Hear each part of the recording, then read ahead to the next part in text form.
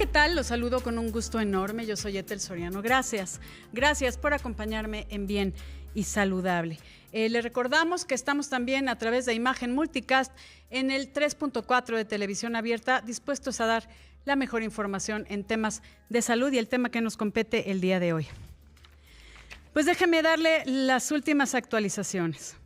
El Gobierno de México decretó emergencia sanitaria por causa de fuerza mayor a la epidemia del coronavirus, tras contabilizarse hasta anoche 28 personas muertas y 1,094 casos positivos de contagio, con una curva epidemiológica que presenta una fase de ascenso rápido. La emergencia tendrá vigencia hasta el 30 de abril y no significará declarar un estado de excepción, sino operar con los servicios básicos indispensables. Así lo explicó esta mañana el subsecretario de Salud, Hugo López-Gatell. Escuchemos. Tienen como propósito lograr la reducción masiva de la movilidad, es decir, millones de personas fuera del espacio público. El espacio público son las calles, los centros de trabajo, las escuelas, las plazas públicas, las playas, los jardines. Todo el espacio público debe estar lo más posible sin personas que estén interactuando. Esta frase lo ilustra todo: quédate en casa, quédate en casa. Hemos sido también muy claros en señalar que esto no se puede parar completamente. No se pueden parar los contagios, no se puede parar la epidemia, pero sí tenemos la oportunidad de reducir los contagios. Y al reducir los contagios, vamos a tener la posibilidad de que no haya tantos casos y de que la capacidad del Sistema Nacional de Salud, los hospitales en particular, puedan atender a todas las personas que estén enfermas. Entre las medidas se ordena a la Secretaría de Hacienda, Economía y Trabajo, así como al IMSS, ISSSTE e Infonavit, operar las medidas necesarias a fin de proteger a las empresas y trabajadores por la vigencia de la declaratoria. Además, se exhorta que al sector privado adopte de inmediato modalidades de teletrabajo, trabajo a distancia o análogos, sin que las actividades de sus trabajadores impliquen un acto presencial. Además, dentro de las acciones aprobadas por el Consejo de Salubridad, resalta el resguardo domiciliario estricto de personas mayores de 60 años, así como de mujeres y hombres con padecimientos de diabetes, embarazo, hipertensión arterial e insuficiencia cardíaca. Además, se acordó llamar a la población a no realizar congregaciones de más de 50 personas y cumplir el resguardo domiciliario hasta el 30 de abril. El subsecretario López-Gatell enumeró cuáles son las actividades esenciales que deben de seguir. Los sectores esenciales para el funcionamiento fundamental de la economía. El sector financiero, el de recaudación tributaria, obviamente el SAT y todas sus operaciones permanecen. Distribución y venta de energéticos, gasolineras y gas. Generación y distribución de agua potable. Industria de alimentos y bebidas no alcohólicas. Mercados de alimentos, supermercados, tiendas de autoservicio, abarrotes y venta de alimentos preparados, servicios de transporte de pasajeros y carga, producción agrícola, pesquera y pecuaria, agroindustria, industria química, productos de limpieza, ferreterías, servicios de mensajería, guardias en labores de seguridad privada, guarderías y estancias infantiles, asilos y estancias para personas de la tercera edad, refugios y centros de atención para mujeres víctimas de violencia, sus hijos y sus hijas, telecomunicaciones y medios de información, servicios privados de emergencia y servicios funerarios y de inhumación, de almacenamiento y cadena de frío de insumos esenciales, logística, que son aeropuertos, puertos y ferrocarriles, así como actividades cuya suspensión pueda tener efectos irreversibles para su continuación. Después del 30 de abril se emitirán los lineamientos para el regreso escalonado de labores en los sectores público y privado. En tanto, recuerde seguir con las recomendaciones de higiene. Lávese, por favor, las manos frecuentemente con agua y jabón o utilice soluciones a base de alcohol gel al 70%. Al toser o estornudar, utilice el estornudo de etiqueta y no se toque la cara con las manos sucias, sobre todo nariz, boca y ojos. Limpie y desinfecte superficies y objetos de uso común en casas, oficinas, sitios cerrados y transporte. Evite en lo posible el contacto con personas que tengan alguna enfermedad respiratoria o que estén contagiados con el COVID-19. Y lo más importante, si no es necesario que salga, quédese en casa. Esa es la mejor forma de cuidarnos y protegernos, quedarse en casa cuando le sea posible. Mucho cuidado también con el uso de los transportes públicos, en el sentido de que hay gente que necesita ir a trabajar, que por sus actividades son esenciales, por ejemplo, centros de salud, pero también la forma de transportarnos es fundamental y la forma como llegamos a casa. Hay que tener estas mesas de seguridad y protegernos, porque estamos protegiendo a los nuestros. Quiero darle un agradecimiento al doctor Jorge Baruch Díaz. Él es vocero de la UNAM para este tema de coronavirus. Y déjeme decirle que vamos a hablar de la emergencia sanitaria. ¿Qué significa esta emergencia sanitaria? Voy a una pausa y... doctor, ¿cómo estás? Buenas tardes. Buenas tardes a la auditoría. Muchas gracias, doctor. Me interesa muchísimo que nos expliques qué significa emergencia sanitaria por el COVID-19, que yo creo que hay muchas dudas de la gente. Hay la palabra emergencia sanitaria, hay contingencia sanitaria, etcétera. O sea, ¿cómo son los pasos para entender las fases de lo que estamos viviendo con esta pandemia? ¿Te parece bien, pues, mi querido doctor Jorge Baruch, que voy a una pausa y regreso inmediatamente contigo? Estoy platicando con el doctor Jorge Baruch Díaz. Él es académico de la Facultad de Medicina de la UNAM, además vocero de la UNAM para el tema de coronavirus. Gracias, doctor. Comentábamos antes de la pausa que ¿qué significa emergencia sanitaria? Bueno, la emergencia sanitaria de la pandemia generada por el COVID-19 y que hubo una declaratoria el día de ayer y ya se plasmó en las leyes el día de hoy por la mañana, significa básicamente que el Consejo de Salubridad General y la Secretaría de Salud, específicamente la Secretaría de Salud, bueno, va a tener a su disposición otros mecanismos administrativos y legales que le puedan hacer llegar recursos, tanto financieros como, digamos, de otro tipo, sanitarios y en otro tipo de sectores transversales de la economía y de los servicios, para poder hacer frente de manera más rápida a la pandemia y a la posible aumento de casos exponencial que se pudiera llegar a dar en los siguientes días, incluso semanas. Básicamente se resumen para la población en 7 medidas que ya todos conocemos, pero esto tiene, digamos que implicaciones más de tipo administrativo y legal en cuanto a la colaboración entre los poderes de la Unión y las secretarías de Estado. Nosotros como ciudadanos, ¿en qué podemos ayudar con esta emergencia sanitaria? Entendemos que las actividades no esenciales se detienen. Y estamos hablando de actividades esenciales, como ya escuchamos en el primer bloque a López-Gatell, con el tema de transporte, obviamente los servicios de salud, seguridad, abastecimiento de alimentos, etcétera. Pero nosotros como población, ¿cuál es el cambio que tenemos? Entendemos que la gente que trabaja en lugares donde tienen actividades no esenciales, pues tendrán que permanecer en casa, ¿no? Exactamente. Primero, y antes que nada, la población se debe de informar activamente sobre qué son las actividades esenciales. Básicamente entran dentro de 9 esferas, dentro de 9 sectores del servicio, que son salud, telecomunicaciones, energía, transporte, agua, alimentos y sistemas legales y sistemas de... bueno, la misma salud y otro tipo de energías, de ¿no? Esenciales. Y la energía, básicamente la conservación de la energía.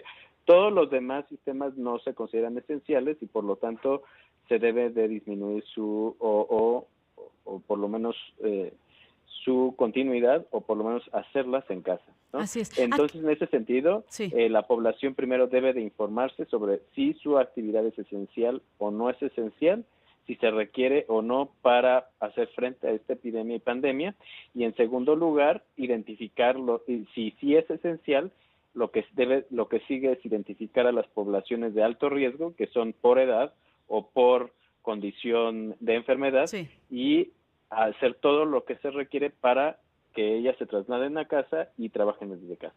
Ok, aquí algo importante, doctor, que me gustaría que nos ayudes, es explicarle a la población por qué se están cerrando los comercios y las actividades, comercios y servicios, de productos y servicios no esenciales. Entendemos que es un tema de evitar este contagio, de aislamiento, porque en ese momento estamos tratando de bajar la curva de contagio.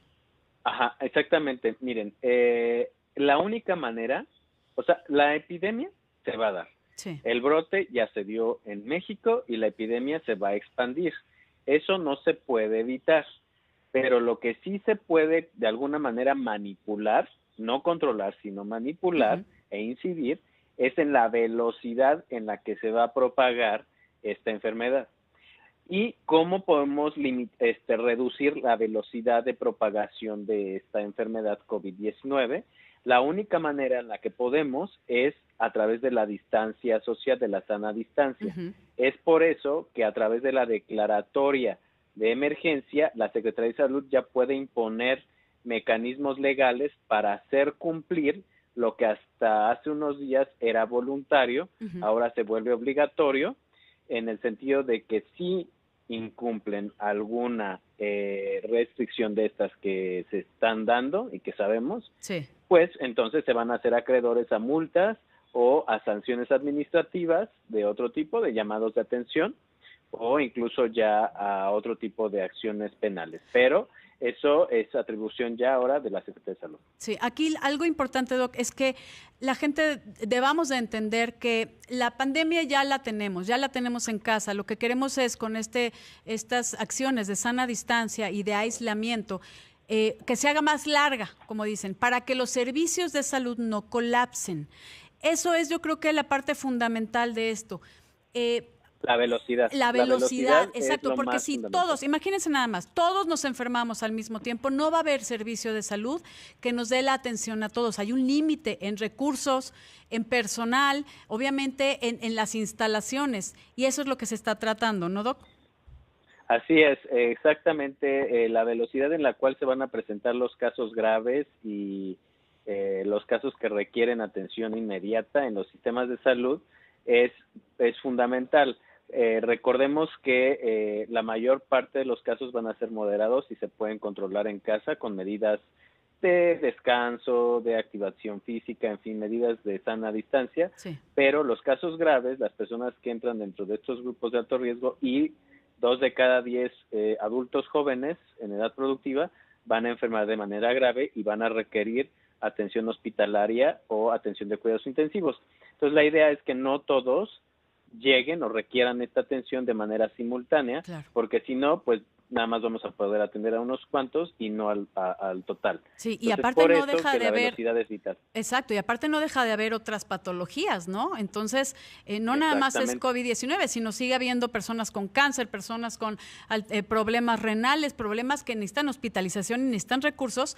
Lo que necesitamos hacer es, de verdad, respetar la sana distancia, el aislamiento, para que podamos bajar esa curva y en caso de que enfermemos y en caso de que necesitemos hospitalización, podamos recibir la atención, porque no va a haber ni sistema de salud, ni privado, ni público que se dé abasto. Eso es, ojalá de verdad lo podamos entender todos y respetemos esto de la sana distancia y el aislamiento. Voy a una pausa y regreso. Con el doctor Jorge Baruch Díaz, él es académico de la Facultad de Medicina de la UNAM, además es vocero de la UNAM para el tema de COVID-19. Doc, yo te quiero preguntar algo. Entiendo que la OMS dijo que no es necesario que la gente salga a la calle con cubrebocas, solo las personas que tengan problemas respiratorios o que estén diagnosticados. No sé si has visto que en algunos países nos están llegando información, no sé si es verídica, no sé, te lo pregunto a ti como experto, de que que todos usemos un cubrebocas, aunque no sea el oficial, puede ser algo una pañoleta, algo que te cubra, que no estés con las gotículas al hablar o al toser o al estornudar, dejándolas esparcidas por todas las superficies o sobre la ropa o sobre la cara de una persona, que ha bajado la curva. Por ejemplo, creo que vi una información de la República Checa. que también ha sucedido cuestiones de estas en Japón y no sé qué otros países que han bajado esta curva. ¿Qué opinas tú de eso? Pues no, es falsa. El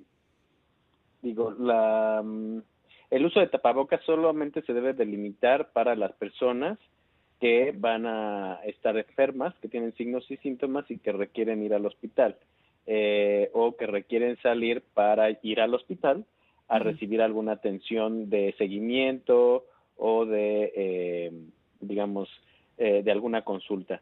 En este sentido, el tapabocas es tan poroso que no evita contagiarse del SARS-CoV-2 que provoca la enfermedad COVID-19, y si nosotros comenzamos a comprar tapabocas de manera indiscriminada, lo único que va a pasar van a ser dos cosas.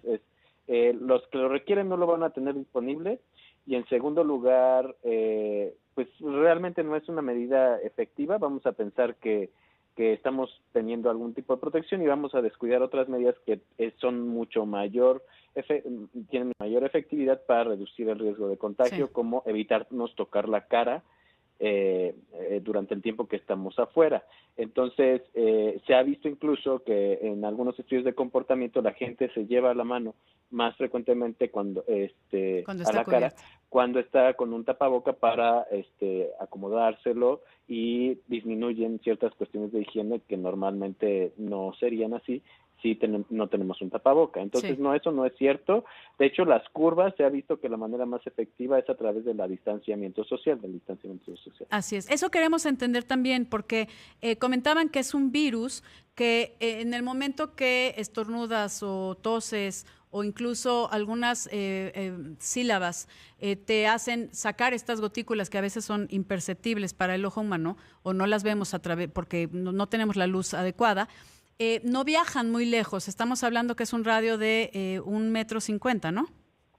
Exactamente. De hecho, por eso, la medida de Susana Distancia que implementó el gobierno federal, el gobierno de México, va dirigida precisamente a que si estamos en la calle, mantengamos esa sana distancia para evitar contraer ese tipo de gotículas que pudieran llegar a expulsar las personas cuando están hablando, cuando están tosiendo, cuando están estornudando. Es la única, utilidad que tiene esa sana distancia. Claro. Este tipo de evitar contagiarnos directamente con el contacto directo. Pero la más efectiva es quedarnos en casa si no salimos. Exactamente. Si no tenemos algo a que salir, más bien. Si estás haciendo una actividad esencial, pues mantén tu sana distancia. Y algo muy importante es la limpieza de las superficies y el lavado de manos. Eso es fundamental, ¿no? También es muy importante en este sentido que vamos a ver cómo la epidemia o los brotes se van a empezar a dar dentro de las casas y dentro de las comunidades, dentro de la comunidad. Ya no se van a dar en los lugares de trabajo ni en los lugares de reunión, porque, ya están cerrados. Ahora vamos a comenzar a ver otro tipo de comportamiento que es en las comunidades, o a lo largo de las comunidades de las vecindades. Entonces, lo que tenemos que hacer es no salir de nuestra casa, porque si no, entonces vamos a empezar a contagiar no nada más a las personas de afuera de nuestra casa, sino a los vecinos. Estoy de acuerdo. Y además de que hay gente asintomática, eso es algo que debe de quedar en nuestra cabeza. Hay gente que está infectada y no tiene síntomas, y entonces es altamente contagioso. Doctor Jorge Baruch, perdóname, es que ya nos vamos, pero cierra. No, nada más es muy importante que ante cualquier signo y síntoma de la enfermedad no salgamos, monitoremos, y si tenemos alguna complicación como dificultad respiratoria, entonces en ese momento levantemos el teléfono y pidamos asistencia médica. De acuerdísimo. Te agradezco enormemente que hayas tomado esta comunicación, doctor Jorge Baruch Díaz. Gracias de corazón. Muchas gracias a ti, saludos a la auditoría. Muchísimas gracias. Gracias, equipo de producción. Yo lo dejo con mis amigos de Palabra del Deporte. Yo soy Etel Soriano y por favor, para estar bien y saludable, quédese en casa y cuídese.